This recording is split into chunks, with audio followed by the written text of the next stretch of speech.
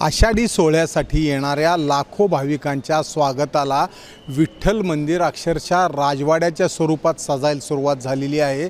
हा विठ्ठल सभामंडप आहे। या लाकडी सभामंडपाचं काम आत्ताच पूर्ण झालेलं आहे आणि या ठिकाणी आता विविध रंगांचे पडदे असतील, झुमरं असतील हे लावण्याला सुरुवात झालेली आहे। यामुळं हा जो सभामंडप आहे याला अक्षरशः राजवाड्याचं स्वरूप प्राप्त झालेलं आहे। अजूनही काम चालू आहे मंदिराचे।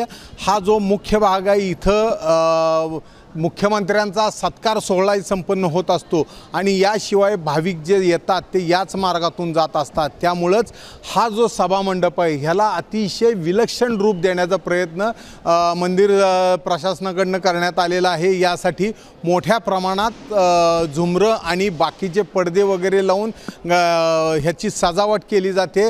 एखाद्या राजवाड्याचं स्वरूप या इथं आणायचा प्रयत्न केलेला आहे आणि भाविकांचं स्वागत अशा या आलिशान सभामंडपात केलं जाणार आहे। मुख्यमंत्र्यांचा सत्कार सुद्धा इथंच होणार आहे आणि या सभामंडपाला आता राजेशाही स्वरूप प्राप्त झालेलं आहे। विठ्ठल मंदिरातून कॅमेरामन सचिन जाडेसह सुनील दिवाण, एबीपी माझा। एबीपी माझा, उघडा डोळे बघा नीट।